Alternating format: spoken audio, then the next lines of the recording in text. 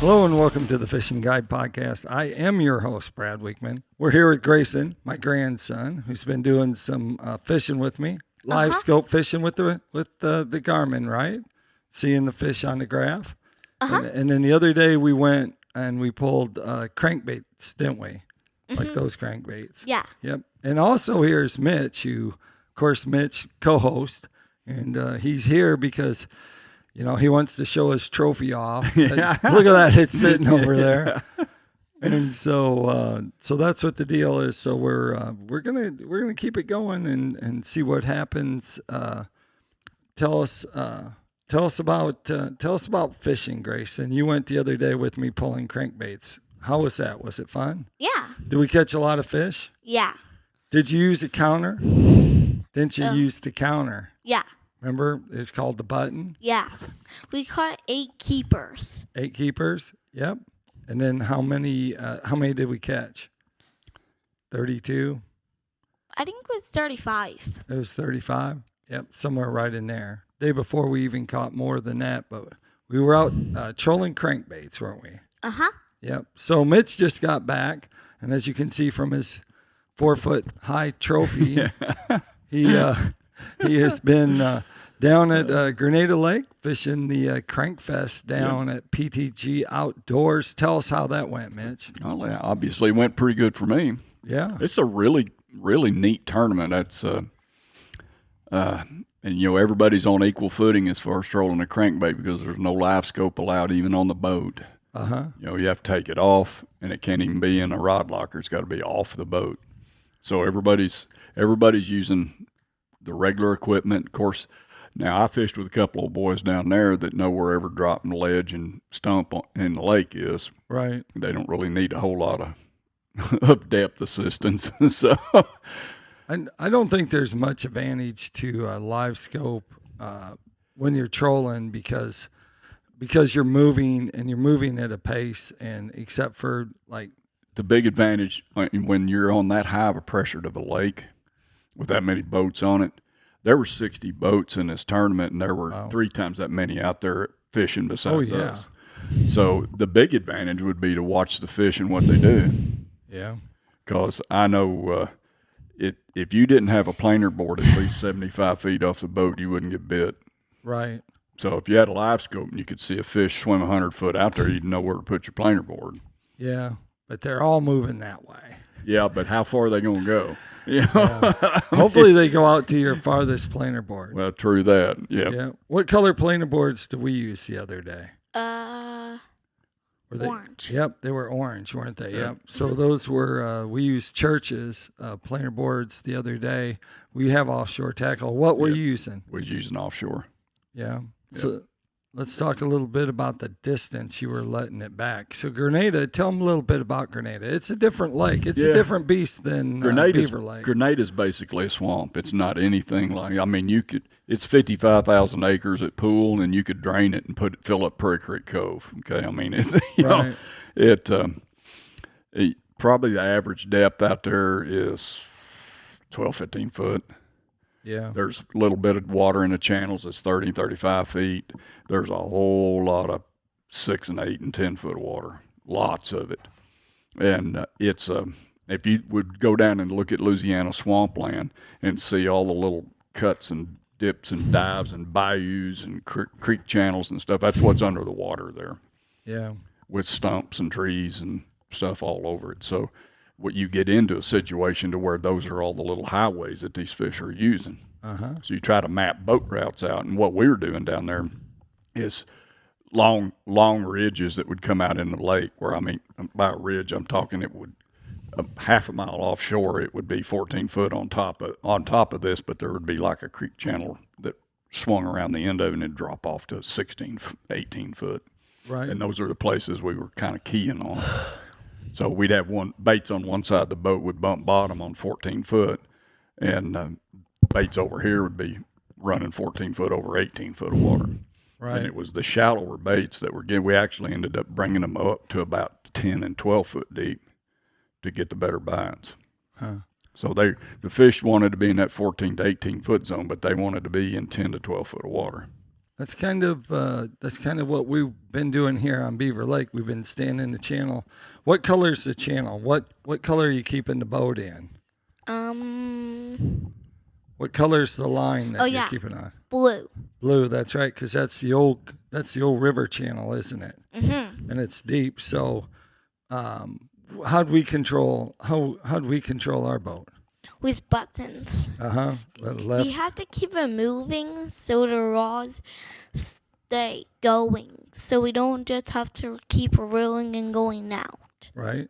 Mm-hmm. Yep. So you guys were trolling too, I take it. Yeah. Oh yeah. That's all this was a crankbait trolling competition. Yep. So tell us a little bit. Did you get to run the controls a little bit? Tell us who you were fishing with. Oh, I'm fishing with Tom Lipe. Yeah. So there ain't anything in the lake he don't know where it is. You know, I mean, the man's lived there his whole entire life. Wow. And his dad actually worked on the construction of Sardis Dam.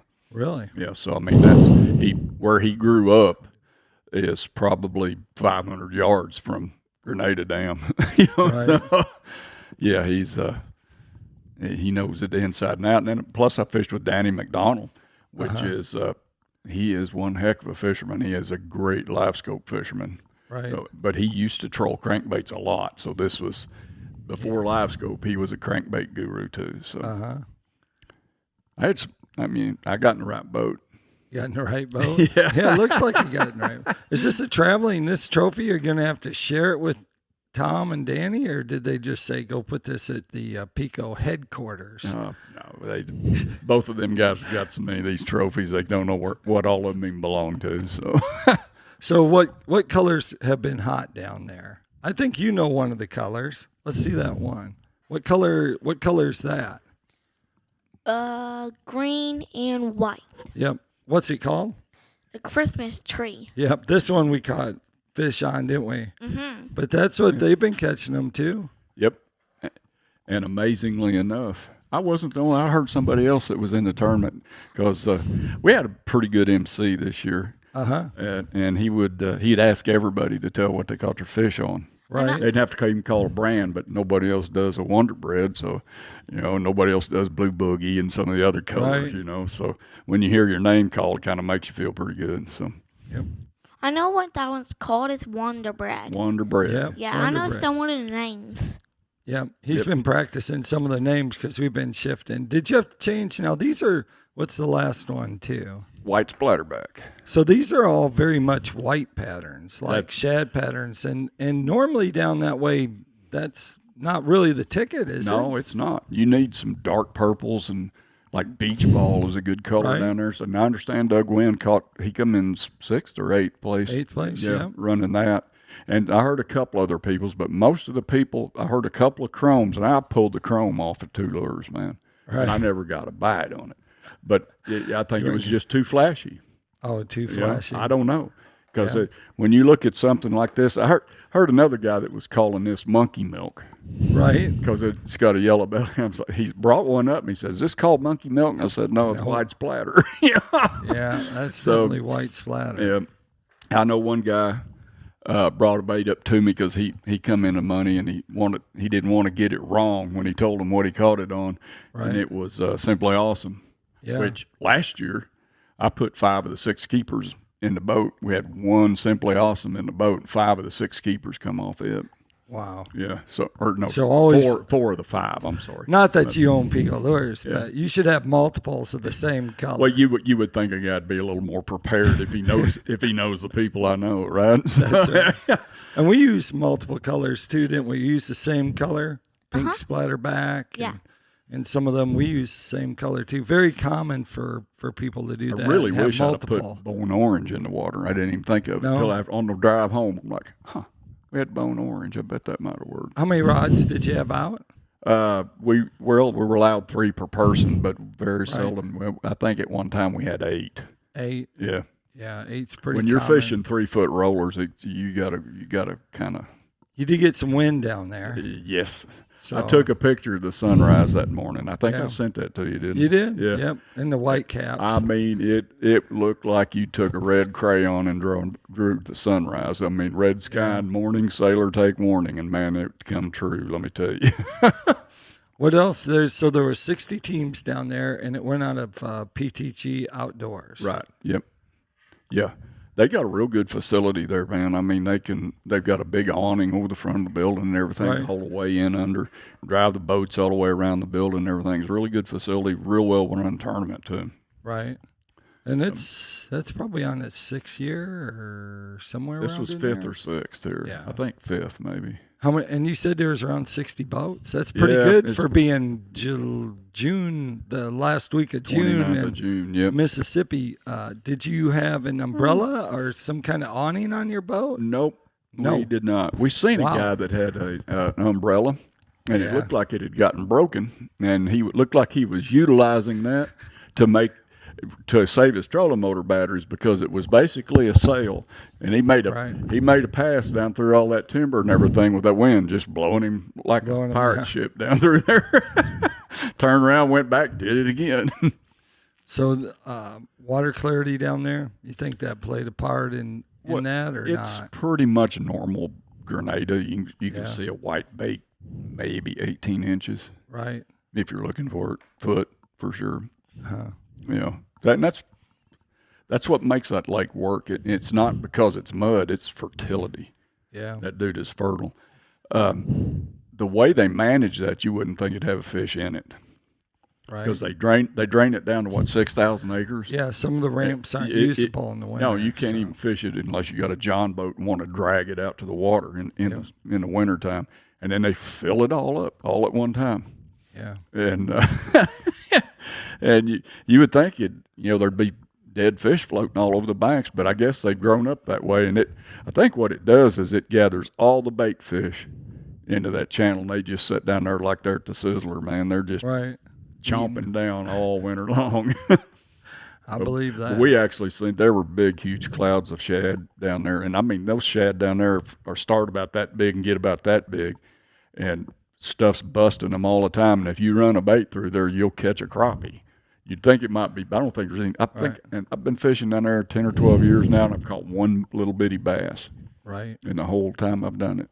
Talking about colors, you got 42 different colors. Right. What's your favorite color? What do you think your favorite color is out of all of them? The Christmas tree one. Christmas. Well, that's because it catches fish. Yeah. But yeah, I can see that. That does tend to help one make his mind up. No, it's hard to say that there's one favorite one, but isn't there some like colors that are popular in Kentucky Lake and Mississippi, and then up here in the Ozarks, a different color pattern? Yeah, but the thing with the color patterns is they change as we go through the seasons. Right. Earlier in the year, them darker color patterns like the beach ball and stuff, they're what works. And now the fish right now, they're on like 100% shad diet. Right. So, brighter, whiter, shaddier colors are probably going to outdo the darker colors. Yeah. Now, Friday morning down there, we had kind of a dark morning and stuff, and I run dark colors till I was blue in the face. It's just, Right. that's not what they wanted. Not out of our boat anyway. Oh. Well, that's the way it is some days. Yep. Line counters? Did you use line counters or not? We did. don't have line counters, do we? What a We line just counter. that's the number on the like a little dial that tells you how many feet you're out. You were just letting it out, right? Letting Yeah. out the spool. Yeah, and I asked you when to tell me to stop. That's right. So we put them out. Yeah. In general, we just kind of It was sporadically pretty put 'em out. critical Yeah. to use a line counter down there. Papa Yeah. just counted. As the day goes on, this. As the day goes on, the shad come up, Yep. and the fish come with them. And there was a huge difference between 35 and 45 feet. So Plus, it's a huge difference in keeping you off the bottom. right. If you're trolling 14 foot of water, and you're going to lose crankbaits if you're out 45 foot, and you want it 35. They had some of that black gnarly stuff that's on the bottom there, like they have sometimes at Lake Washington. You get over in there. No, that grass, this thing, no. you got to remember, this thing goes dry every year. Yeah, I but mean- still, something might grow. When you're It's hit, Mississippi. there's so- no rocks in Mississippi because Yeah. you're not going to find that. You're either going to hit an old cypress stump, a dead log, or mud. Right. And they do have mud there. They got lots of money. Yeah, boy. So, what else? What else do you know about fishing crankbaits that someone might want to know?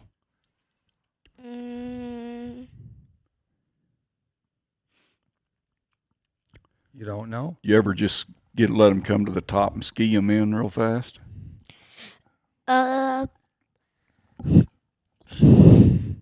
When they pull back on those like those boards, when they planer pull boards. back, you know there's a fish on. Right. Yep. How about the ones that vibrate when you don't have a planer board on?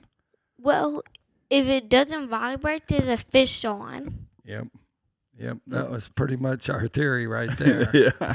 They've actually been biting pretty good on Beaver Lake, but Yep. For numbers on the thing, so you're not going to get real bored. Did you catch numbers down there too, or no? Not at all. No. They just got done changing. I think we had 7 or 8 all day Saturday. So We had 4 total, and we fished till 1:30 on Friday. Had they changed the length limit? I mean, not length limit, but the numbers. I think that's on there. Was I think that that's after 15th of July or something? Oh, all right. But they, So it didn't. it wasn't. affect It wasn't. That wasn't in effect. 'Cause it's just a 5-fish tournament. right. So But I mean, 12-inch crappie, pretty big crappie. yeah, I mean, just to start with, that's just a keeper. yeah. But that's part of how that lake is managed. I think Yeah. they're born 10 inches down born there. 10 inches. Yeah. They eat breakfast and dinner, and they're 12 inches long. 12-inch long fish down there aren't going to win you nothing. Yep. Well, that takes us to Tackle Time. Tackle Time sponsored by PICO Lures. Look at this. We're all PICO'd up. Yep. Where's your PICO? He's supposed to be wearing the sunglasses that are PICO. Oh, Oh, there you go. Yep. He's going to put on his So you PICO gotta be so cool. it's kind of hard. Yeah, it's a You challenge. can handle it. They're cold. Well, it's that's better only, than being hot. It's July. It's hard to find anything cold. Wow, It's look pretty at you. good looking. Wow. Pretty good looking pair of You glasses. You there. look like one of those professional anglers right there. PICO Lures, of course, has a complete line of hard and soft baits. And, of course, they got crankbaits and, Yes, we do. and 42 colors. Just and the had deep another diver. 72-inch tall pallet full of them come in. Oh, good. Well, you might need them because I get the feeling that you've been getting lots of orders. The orders coming in, what's the popular colors that you've been sending I out? don't think an order has come in that did not have these 3 baits in it since Oh, that really? tournament. Yeah. I can see I can easily see Christmas tree Yep. for everyone Yep. and the white splatterback. Of course, we did really good with bass fishing this spring on Right, it. So right. anyway, That was that on Friday. That was the only color that caught anything. I mean, really? That was. wow. And then we started trying this thing, and it's like, hey, they like that too. Yeah, that's right. Yeah. So, All right. yeah, So, it was a good time. I think everybody down there had a pretty good time. It was tough fishing. right. Well, someone has to win, so it's always good when you bring I home think the last trophy. year we caught 6.68 pounds and finished sixth. Oh, And this year we caught 6.62 and finished first. it's tougher this year. Yeah. Lots of people talking about it. Was tough. Yeah. Yep. All right. Well, like I always like to end the show, make sure you keep your hook sharp and your lures in the water. Because that makes the fish bite well. That's right.